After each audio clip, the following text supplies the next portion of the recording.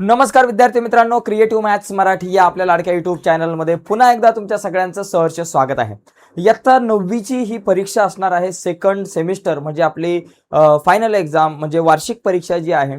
तर या वार्षिक परीक्षेचा 9वीचा गणिताचा पेपर नेमका कसा असणार आहे, या पेपरचं पॅटर्न नेमकं कसं असणार आहे ते आपण समजून घेणं गरजेचं आहे. कारण प्रश्नपत्रिकेचं स्वरूप जर का तुम्हाला समजलं तर अभ्यास करायला तुम्हाला सोपं जाईल, परीक्षेचा प्लॅन आखताना तुम्हाला सोपं जाईल. तर चला जाऊयात पटकन पुढे जाण्याच्या अगोदर एक इम्पॉर्टंट रिक्वेस्ट आहे. जर तुम्ही नववीला असाल तर चॅनल सबस्क्राईब करा, कारण 9वीच्या बऱ्याचशा व्हिडिओ आपल्या यूट्यूब चॅनलवर आहेत आणि 10वीच्या तर खूप साऱ्या व्हिडिओज मराठीमधून आपल्या यूट्यूब चॅनलवरती तुम्हाला अवेलेबल होतील. आता जर तुम्ही सेमी इंग्लिशला असाल तर काळजी करू नका. या व्हिडिओच्या खाली मी डिस्क्रिप्शनमध्ये लिंक दिलेली आहे सेमी इंग्लिशच्या यूट्यूब चॅनलची, त्यावर क्लिक करून हीच व्हिडिओ तुम्ही इंग्लिशमधून सुद्धा बघू शकताय. तर चला जाऊयात पुढे.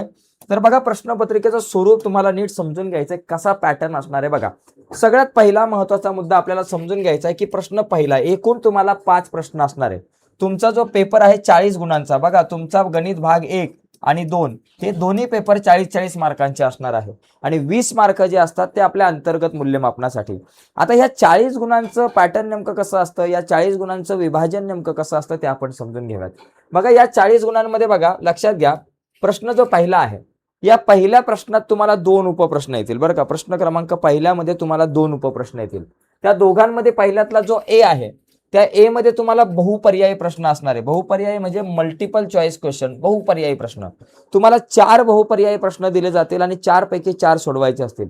आता हे प्रश्न तुम्हाला कुठून विचारले जातील बघा. 6माही परीक्षेमध्ये जर तुम्ही विचार केला तर तुम्हाला जितके काही धडे आहेत त्या धड्यामध्ये जे संकीर्ण प्रश्नसंग्रह आहे, संकीर्ण प्रश्नसंग्रहामध्ये तुम्हाला बहुपर्यायी प्रश्न दिलेले आहेत.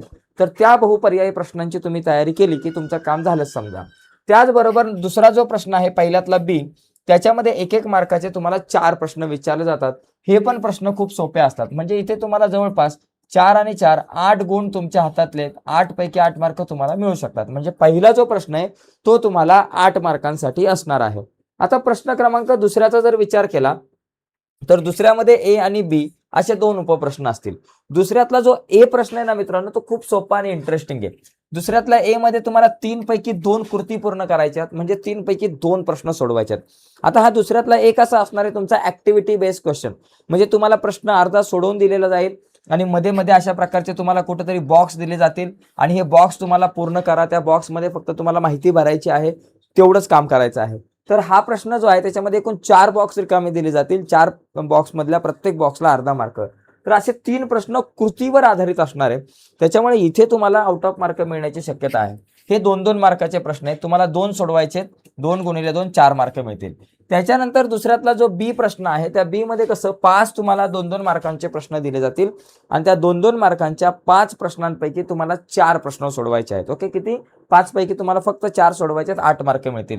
म्हणजे हा जो प्रश्न आहे एकूण 12 गुणांसाठी. म्हणजे पहिला आणि दुसरा प्रश्न जर मिळून जर तुम्ही गुण बघितले तर हे तुमचे गुण होतात 20 गुण. म्हणजे जवळपास 50% जे मार्क आहे, 40 पैकी अर्धे मार्क ह्या पहिल्या आणि दुसऱ्याच प्रश्नाला आहे. जे दोन्ही प्रश्न खूप सोपे आहेत, याच्यामध्ये तुम्हाला आउट ऑफ मार्क मिळू शकतात. ठीक आहे. आता आपण तिसरा प्रश्न जर बघितला, तिसऱ्यामध्ये पण ए आणि बी आहे. तिसऱ्यातल्या ए मध्ये तुम्हाला 2 कृती म्हणजे 2 प्रश्न दिले जातील.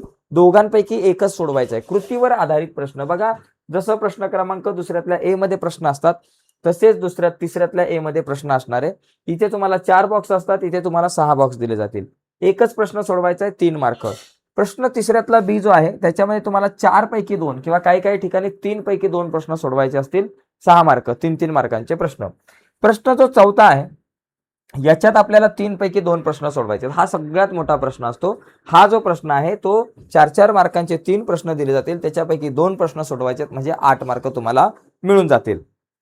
आणि प्रश्न क्रमांक 5वा जो आहे त्याच्यामध्ये तुम्हाला 2 पैकी फक्त एकच प्रश्न सोडवायचा आहे, 3 मार्क मिळतील. तर अशा पद्धतीने आपल्या मित्रांनो पेपर पॅटर्न असणार आहे. तर मी थोडा बाजूला होतो, तर तुम्हाला जर याचा स्क्रीनशॉट घ्यायचा असेल तर घेऊ शकताय. खूप सिंपल आणि इम्पॉर्टंट पेपरचा पॅटर्न आहे. आता मित्रांनो लक्षात घ्या, हाच पेपरचा पॅटर्न पुढच्या वर्षी आता 10वीला असणार आहे. म्हणजे आता 10वीचा जो बोर्डाच्या परीक्षेचा जो पॅटर्न असतो तोच पॅटर्न तुम्हाला या वर्षी 9वीच्या परीक्षेला असणार आहे. तर अशा प्रकारे आपण प्रश्नपत्रिकेचं स्वरूप कसं असू शकतं हे समजून घेण्याचा प्रयत्न केलेला आहे. आता एक महत्त्वाची गोष्ट मित्रांनो, नक्कीच तुम्हाला व्हिडिओ आवडले असेल तर व्हिडिओला लाईक करा. नवीन असाल तुम्ही आपल्या यूट्यूब चॅनलवर आणि अजूनपर्यंत आपला चॅनल सबस्क्राईब नसेल केला तर आत्ताच आपला चॅनल सबस्क्राईब करून त्या बाजूला असलेलं बेलचं बटन दाबा, म्हणजे मी अपलोड केलेल्या प्रत्येक नवीन व्हिडिओची नोटिफिकेशन तुमच्यापर्यंत पोहोचेल. आणि हीच व्हिडिओ जर तुम्हाला इंग्लिशमधून बघायची असेल तर आपला सेमी इंग्लिशचा यूट्यूब चॅनल आहे, त्याची लिंक व्हिडिओच्या खाली डिस्क्रिप्शनमध्ये आहे. त्या लिंकवर क्लिक करून हीच व्हिडिओ तुम्ही इंग्लिशमध्ये बघू शकताय. तर मित्रांनो, आजच्या चर्चेत तिथेच थांबूयात. बाय सर्वांना, धन्यवाद.